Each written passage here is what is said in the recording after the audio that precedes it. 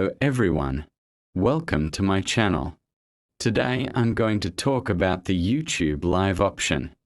Many people are facing an issue where even after reaching 50 subscribers, the Live option is still not enabled. You might see many methods online, but most of them don't actually work. I'm not going to show you any complicated tricks. Instead, here's what you should do. Create more and more shorts and grow your subscribers through shorts. After that, complete your mobile verification and wait for 24 hours. Once you do this properly, your live option should be enabled.